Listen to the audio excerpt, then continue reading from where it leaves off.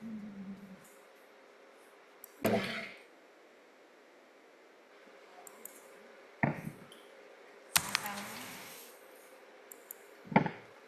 mulai.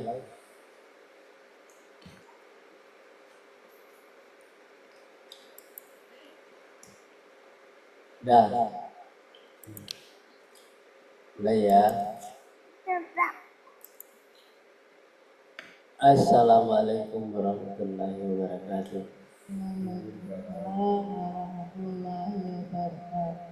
Alhamdulillah nahmaduhu wa nasta'inuhu wa nastaghfiruh wa na'udzu billahi min shururi anfusina wa min sayyiati a'malina.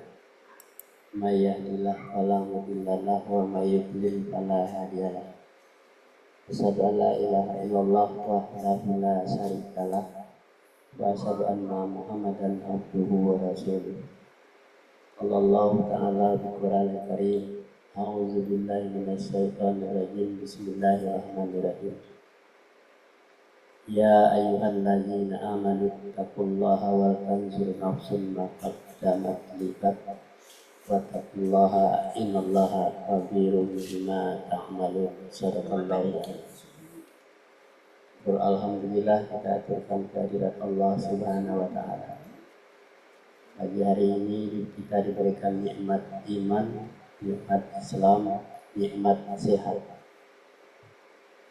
sehingga kita tetap istiqamah untuk mengikuti kajian-kajian rutin kita, walaupun hanya bisa 2 kali seminggu.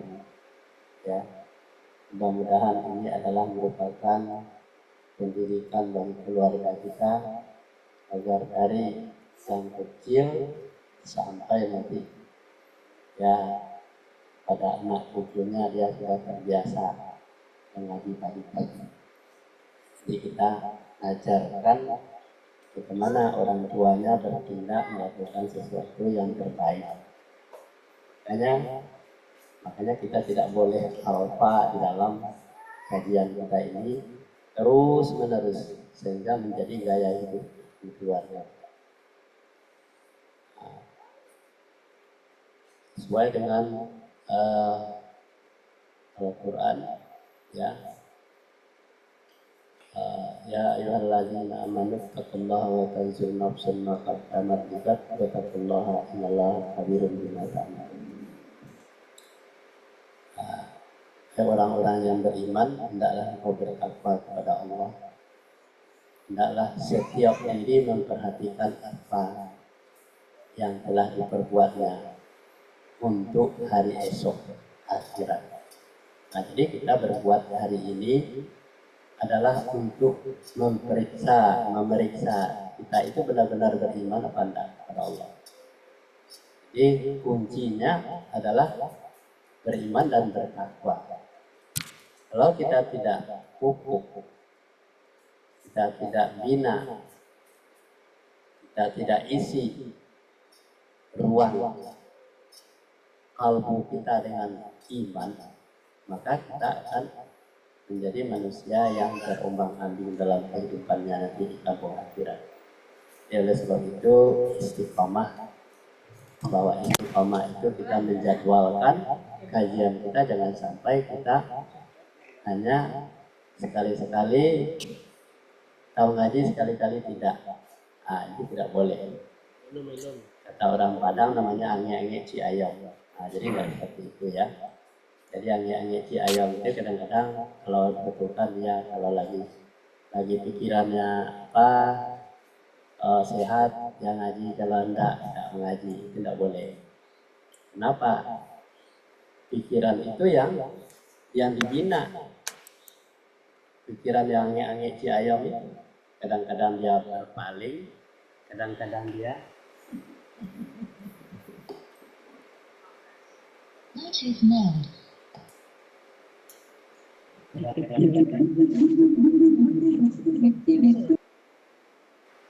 Kadang-kadang dia mau melakukan perbuatan yang baik, kadang-kadang tidak. Ini adalah manusia yang terombang-ambing dalam kehidupan. Nanti di kampung akhirat juga sama. Sama seperti itu, sehingga dia tidak tahu arahnya kemana. Jadi oleh sebab itu kalau kita memang satu jurus bahwa kita beriman kepada Allah, istiqamah beriman. Seperti yang terjadi di Gaza, kita perhatikan di WA ya. Anak kecil diserang oleh tentara Israel. Dihajar dan dipekam dan ditepukan, dicekek. Tapi dia tidak terlepas mengucapkan kalimat La ilaha illallah Muhammad Rasulullah, La ilaha illallah. Walaupun dia mau mati, ya ada punya daya, tetapi yang membekapnya dan yang menyiksanya adalah manusia yang biadab, yang zalim, anak-anak usia sekolah, dicekek, dipukul, ditendang, tetapi dia tetap mengucapkan kalimat La ilaha illallah Muhammad Rasulullah. Itu tidak lepas dari mulutnya. Nah, jadi pelatihan yang seperti ini untuk kita menjadwalkan kegiatan kita saja sudah ogah-ogahan. Nah, ini adalah menunjukkan bahwa keimanan kita tidak istiqomah. Jadi oleh sebab itu, dalam keadaan apapun, kalau kita sudah merencanakan sesuatu, hendaknya kita bertanggung jawab terhadap jadwal kita sendiri. Nah, kemudian kita perhatikan. Nah, coba dibaca slide-nya. Coba baca tuh.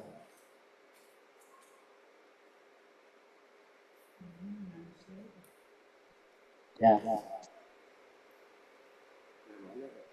Yang lingkaran.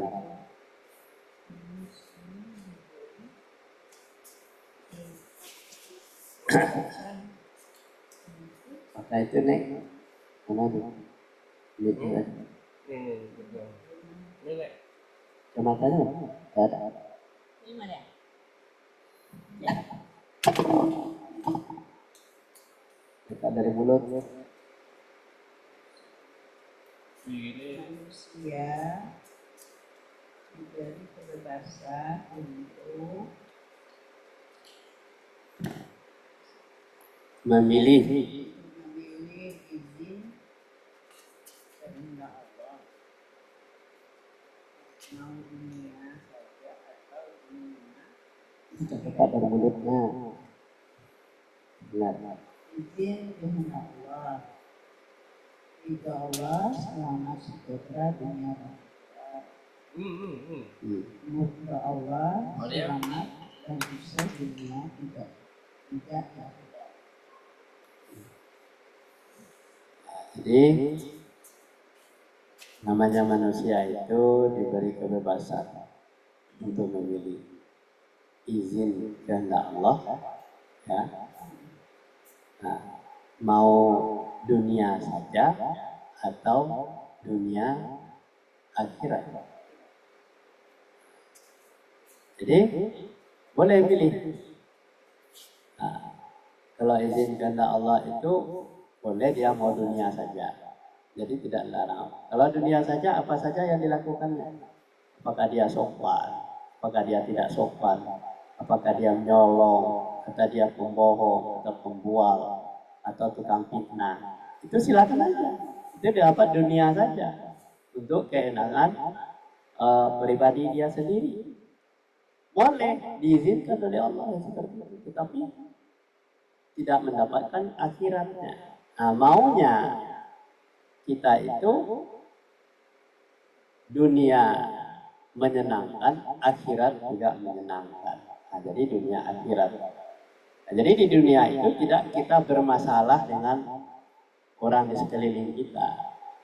Dan kita selalu senang, menyejukkan, menyenangkan, baik dari perkataan kita, ucapan kita, di dalam kehidupan sehari-hari, itu menyenangkan dan tidak menyusahkan orang lain. Ucapan itu, perilaku kita itu, sikap kita itu hanya didapatkan di dunia saja. Dan maunya mencerminkan ucapan, tindakan, perilaku kita dengan sesama manusia hendaknya mencerminkan keimanan dan ketakwaan kepada Allah. Kalau orang beriman dan bertakwa kepada Allah, pasti dia adanya di dalam dirinya itu rasa kasih sayang. Tidak ada rasa membohongi orang, mendustai orang, menipu orang, mencaci maki orang, atau berprasangka jelek kepada orang lain. Itu namanya orang yang hanya dunia saja. Kalau dia lakukan seperti itu adalah langkah-langkah setan.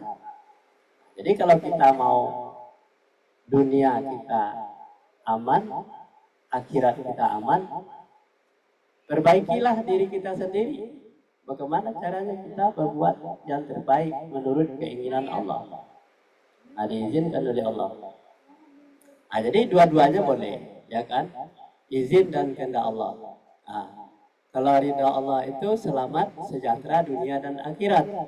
Tetapi murka Allah selamat dunia, ya kan? Murka Allah, ya, selamat dan sejahtera dunia dan tidak mendapatkan akhirat. Nah, jadi ada dua kelompok ini, kita pilih mana? Yang murka Allah atau ridha Allah? Kalau ridha Allah, ya itu yang dipilih. Menjadi manusia yang istiqamah dengan pendidikan dan pengajaran yang diajarkan oleh Rasulullah SAW. Walaupun Rasulullah itu dicaci maki, disakiti atau dipukulin, dia tetap tidak mau marah kepada orang yang menyakiti dia. Dan dia tetap mengenal manusia itu adalah kebebasan. Nah, jadi kebebasan itu walaupun dia menyakiti orang itu memang udah ada aturannya dari Allah. Dia kena memilih mungkin barangkali untuk dunia saja. Marah tidak Rasulullah ketika Rasulullah itu dimaki-maki oleh orang buta? Ketika dia menyuapin, orang buta itu lagi disuguhin makanan oleh Rasulullah, tidak ada orang lain yang bantunya. Yang paling saya benci di dunia ini adalah Rasulullah.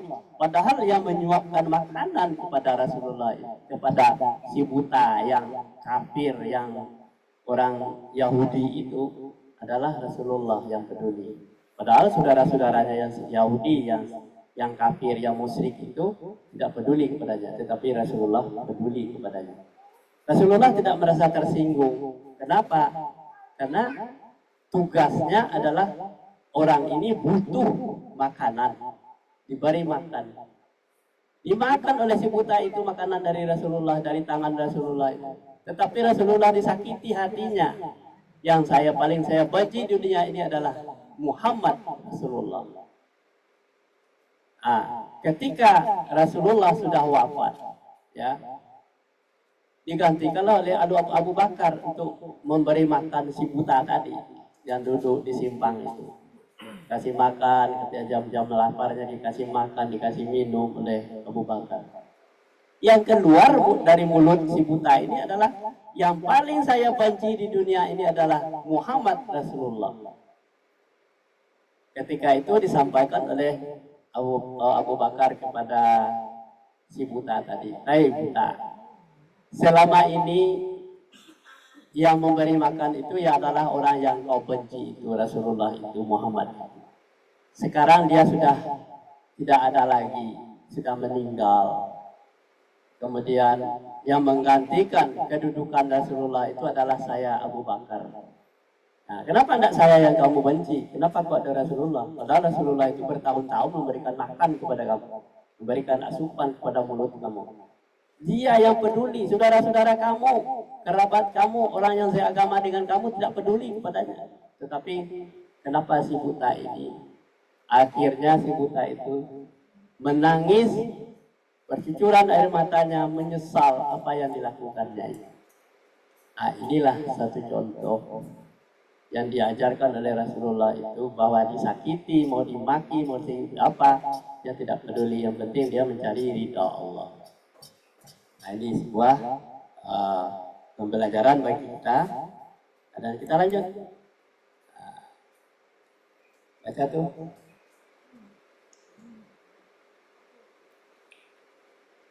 Dan tidak ada seorang pun akan beriman kecuali dengan izin Allah. Dan Allah akan kemurkaan kepada orang yang tidak mempergunakan akalnya.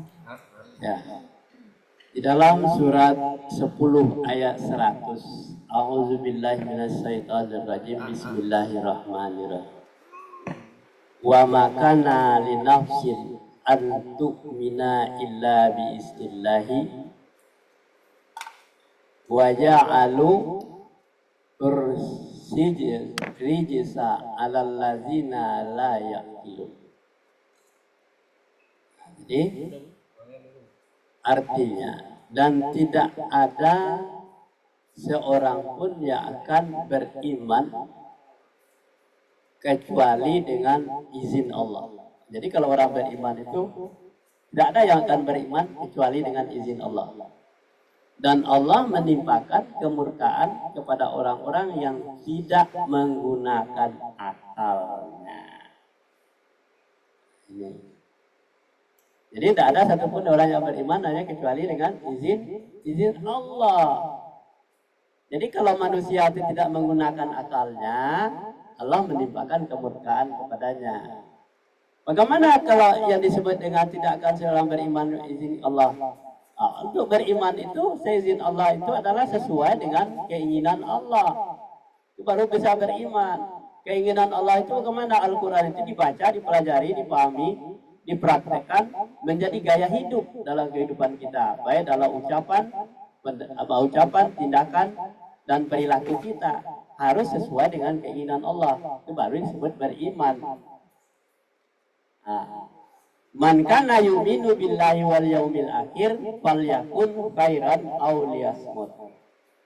Barang siapa yang beriman kepada Allah dan hari akhir, maka hendaklah ia berkata yang baik-baik saja. Kalau tidak bisa berkata yang baik-baik saja, diam. Masa itu saja tidak bisa?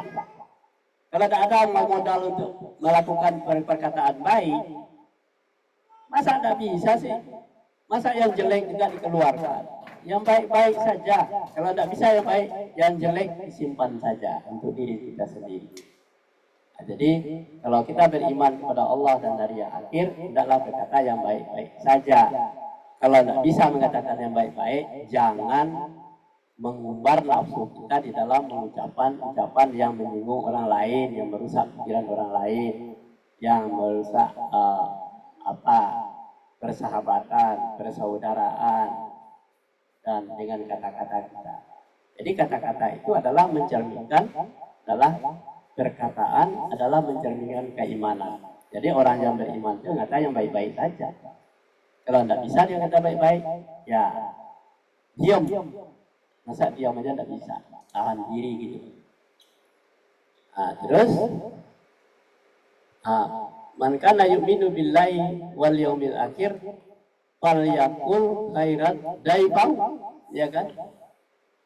Kalau orang yang beriman kepada Allah dan hari akhir itu hendaklah dia memuliakan tamunya. Tamu itu adalah kita muliakan. Walaupun kita anggap orang itu adalah rendah, tidak selevel dengan kita muliakan dia. Kenapa dia bertandang kepada kita, pergi ke rumah kita muliakan dia. Jangan kita maki-maki orang itu, kita menganggap tidak sederajat dengan dia. Kemudian kamu tidak pantas dengan saya, dengan keluarga saya, karena kamu rendah, pendidikan kamu jelek. Dimuliakan. Itu Rasulullah itu cermin bahwa orang yang beriman kepada Allah. Memuliakan tamu adalah salah satu diantaranya ciri-ciri orang yang beriman kepada Allah. Kita lanjut.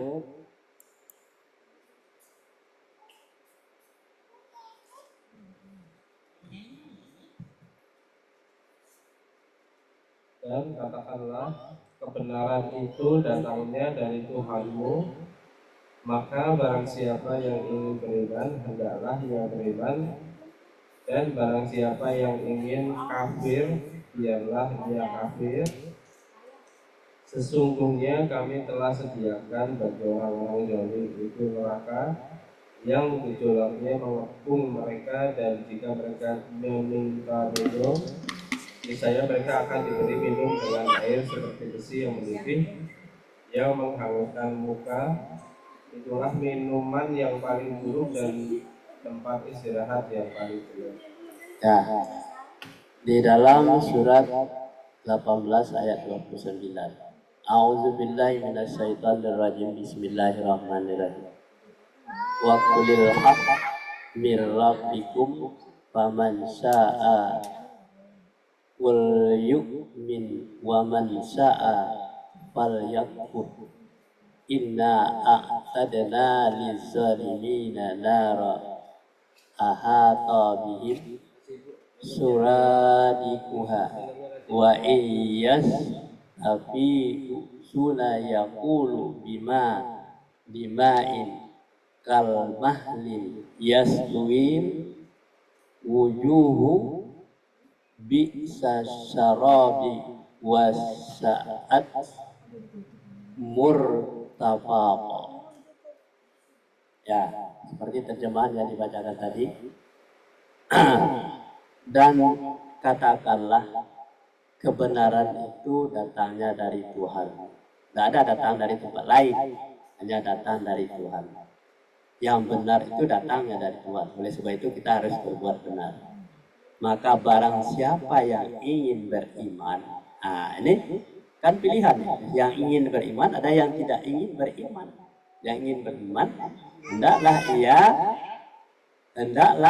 ia beriman. Kalau ingin beriman, dia beriman. Tidak dipaksa orang kafir itu jadi beriman. Dan barang siapa yang ingin kafir, biarlah ia kafir. Jadi pilihan. Kalau ingin beriman, beriman. Kalau ingin kafir, kafir. Jadi Allah itu tidak otoriter. Wah, manusia itu harus beriman. Dah. Sesungguhnya kami telah menyediakan bagi orang-orang yang zalim itu neraka. Kalau dia ingin kafir, zalim, masuknya ke neraka. Yang gejolaknya mengepung mereka. Dan jika mereka meminta minum, niscaya mereka akan diberi minuman dengan air yang seperti besi yang mendidih, yang menghanguskan mukanya. Itulah minuman yang paling buruk, tempat istirahat yang paling jelek. Ini silakan pilih, mau beriman silakan beriman, mau kafir kafir. Tetapi Allah sudah menyediakan tempat itu. Ya, kita lanjut. Apalagi dibaca nih, yang belum baca siapa? Baca tuh. Aku coba. Ya.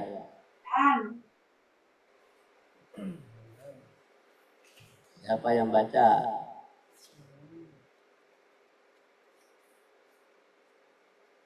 Suaranya tidak terdengar dari perigi. Tadi di perigi apa di mana nih? Ya Allah. Ya, mana coba? Tes. Ya. Sesungguhnya mereka yang beriman dan beramal saleh, tentulah kami tidak akan menyia-nyiakan pahala orang-orang yang mengerjakan amalannya dengan yang baik.